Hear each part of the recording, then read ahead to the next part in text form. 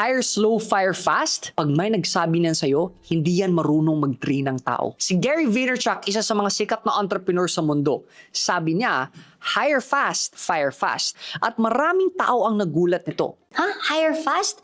Baka makapasok ang mali. Pero itong point ni Gary, no? Hiring is basically guessing. Kahit gaano katagal mo pa i-interview, kahit ilang assessment pa ang ipasa mo, kahit gaano kagandang resume niya, hindi mo malalaman kung magaling siya hanggat hindi siya nagtatrabaho sa loob ng kumpanya mo. Pero sa negosyo, anong ginagawa ng karamihan? Okay? Ang bagal mag-hire.